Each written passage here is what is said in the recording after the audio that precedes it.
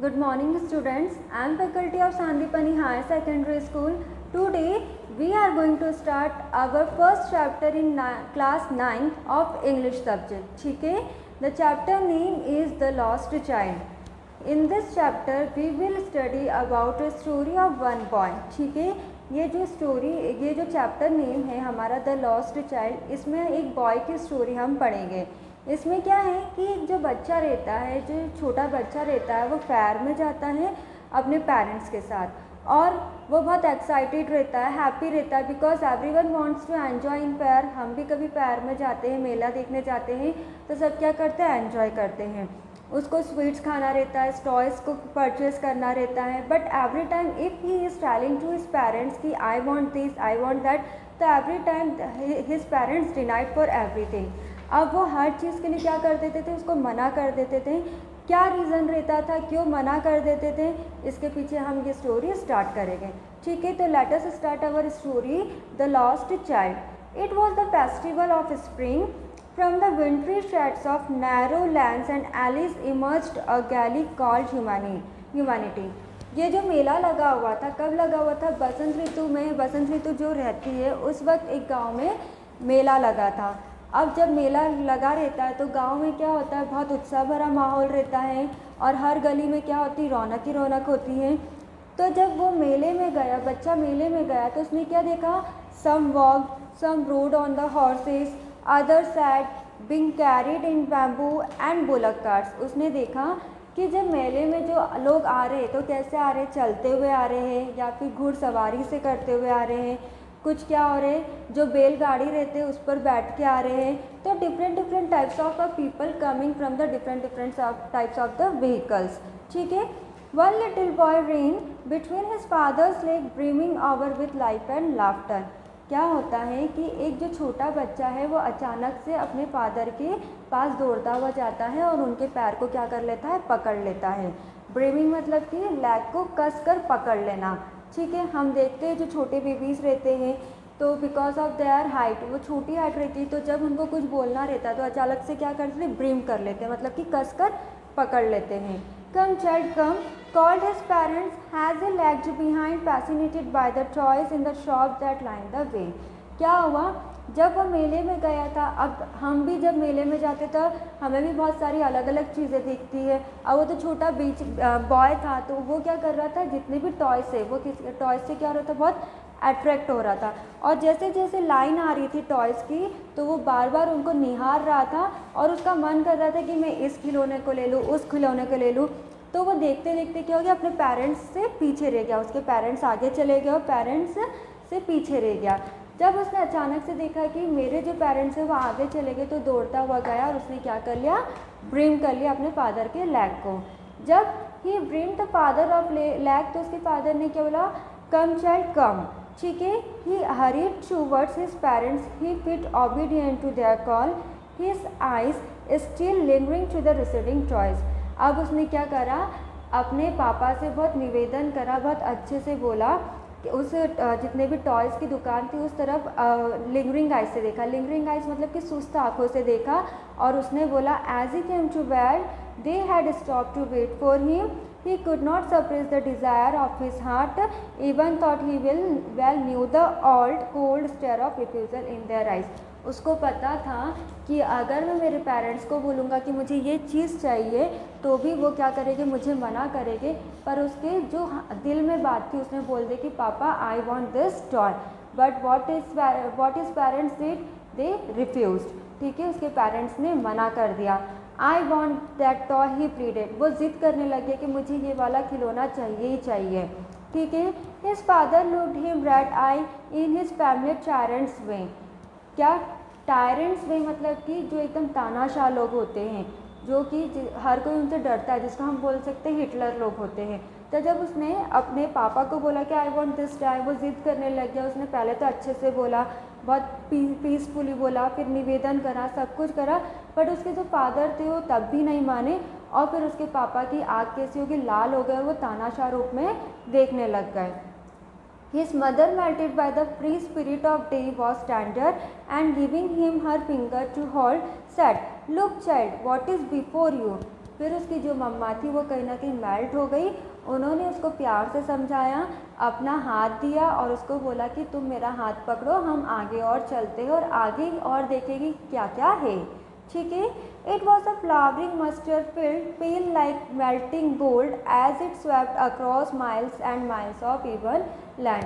जब वो थोड़े आगे गए, टॉयज़ की जो लाइन थी वो ख़त्म हो चुकी थी। अब जब वो थोड़े आगे गए तो वहाँ पे क्या आ गया, नर्सरी, मतलब कि जो जहाँ पर बहुत सारे क्या होते हैं, फ्लावर्स की जो बेचने के फ्लावर्स रहते हैं वो रखे हुए रहते हैं। तो उसने क्या देखे कि एक उतने से छोटे से एरिया में क्या सरसों का खेत है और उसमें बहुत सारे कैसे मेल्टिंग गोल्ड वाले जो फ्लावर्स है, जो ऐसे लग रहे सुनहरे वाले फूल है। तो और बहुत दूर दूर तक की वो सुनहरे फूल उसको दिख रहे थे। A group of dragonflies were bursting on their gaudy purple wings, intercepting the flight of a lone black bee or butterfly in search of sweetness from the flowers. आपने कभी नोटिस करा होगा जो येलो कलर के फूल रहते हैं उस पर ज़्यादा से ज़्यादा जो फ्लाइज रहती है, जिसको हम बोलते हैं मधुमक्खियाँ, या फिर जो भंवरे रहते हैं, वो ज़्यादा येलो फ्लावर्स पे क्या होते हैं, अट्रैक्ट होते हैं। क्यों अट्रैक्ट होते हैं? क्योंकि क्या चाहते हैं वो फ्लावर से उनको कुछ स्वीटनेस मिलता है, उनके नेक्टर से स्वीटनेस मिलता है, जिसकी वजह से वो येलो फ्लावर पे बहुत ज़्यादा अट्रैक्ट होते हैं। अब वहाँ पर क्या था, काय का लैंड स्टार्ट हो गया था, मस्टर्ड फील्ड स्टार्ट हो गया था। तो कैसा था, और ऐसा लग रहा था कि सुनहरे फूल खिले हुए। तो वहाँ पे जगह जगह क्या थे, भंवरे थे और बहुत सारी मक्खियाँ आसपास क्या हो रही थी, मंडरा रही थी। तो वो जो चाइल्ड था उसने फर्स्ट टाइम इस चीज़ को देखा था और वो इस चीज़ से क्या हो रहा था, बहुत ज़्यादा अट्रैक्ट हो रहा था। द चाइल्ड फॉलोड दम in the air with this gauge till one of them would steel it's wing and rest and he would try. जो बच्चा था वो क्या हो रहा था, बहुत ज़्यादा अट्रैक्ट हो रहा था।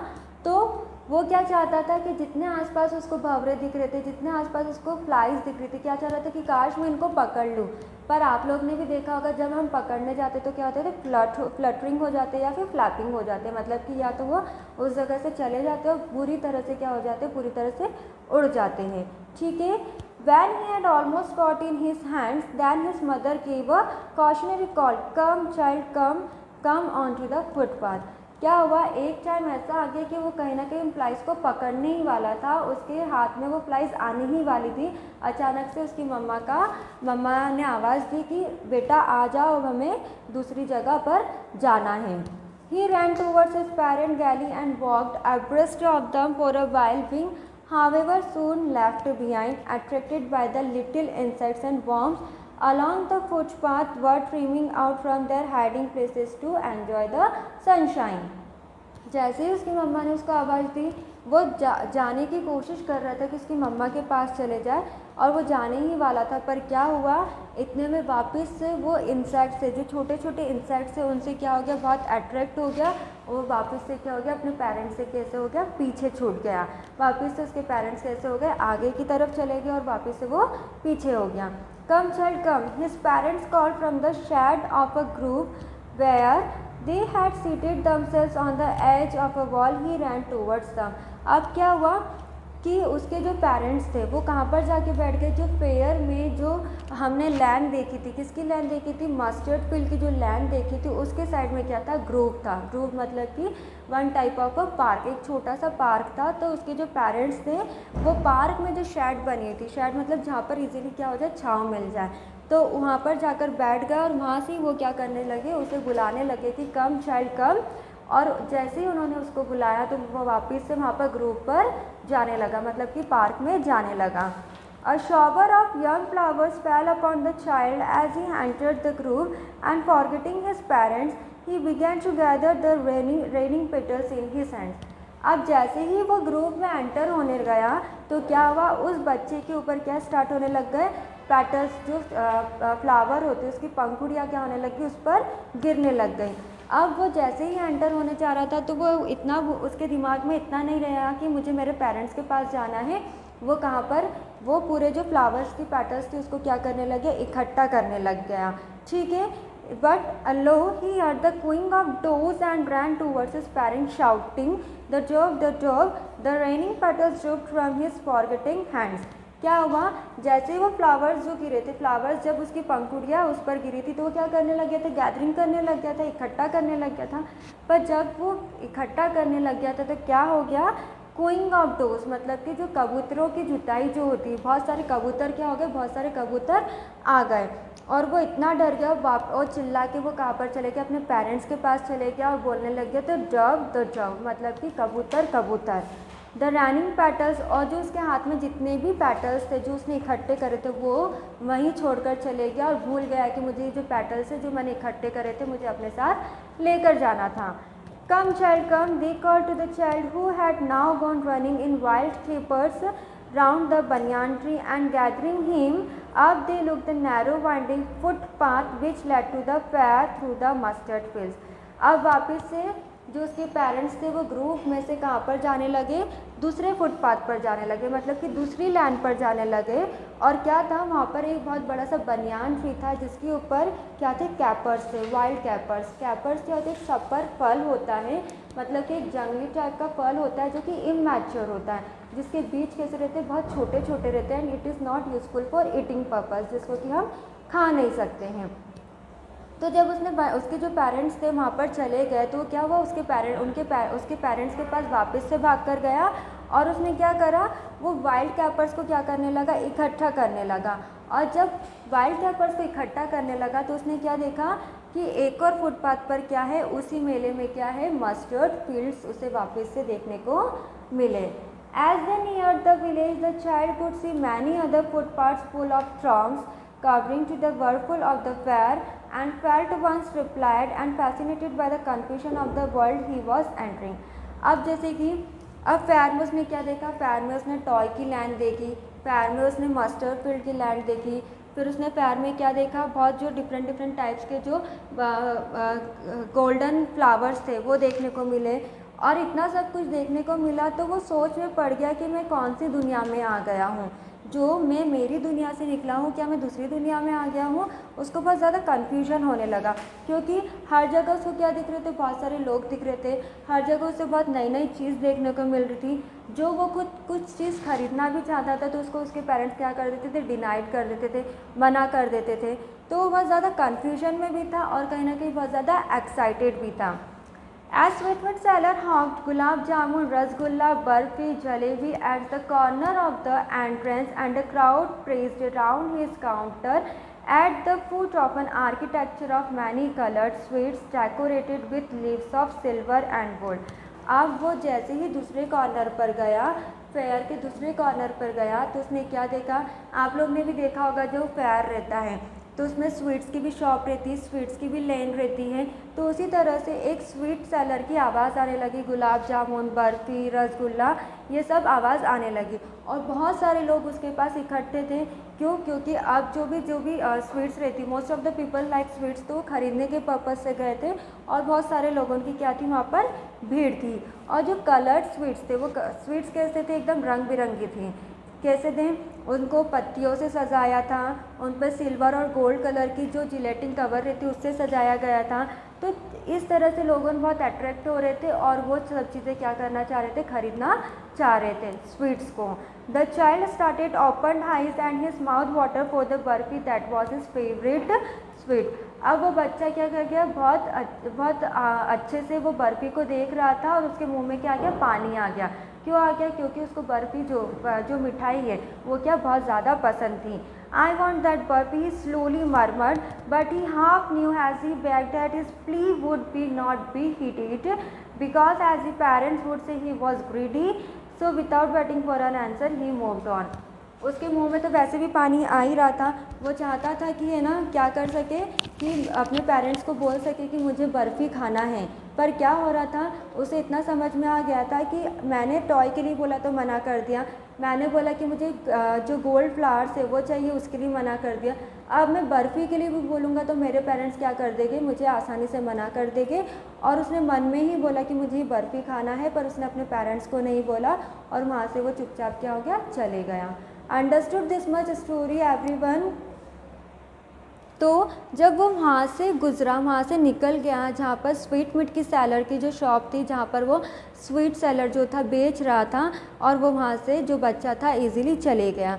फिर जब दूसरी लाइन पर गया तो उसने क्या देखा, a flower seller hawked a garland of gulmohar, the child same irresistibly of drawn, he went towards the basket where the flowers by lay heaped and half murmured, I want that garland, but he well knew his parents will refuse to buy him those flowers because they would say that they were cheap.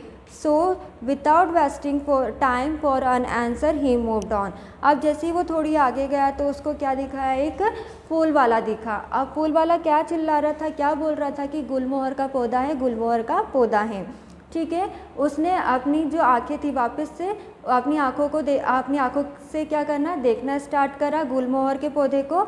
और जब वो उसके पास गया तो क्या था, जितने भी फ्लावर्स थे काय में अटैच थे। जैसे हमने भी देखा है कि जो फ्लावर्स रहते हैं वो काय में अटैच रहते हैं, फ्लावर पॉट में रहते हैं या फिर वास में रहते हैं।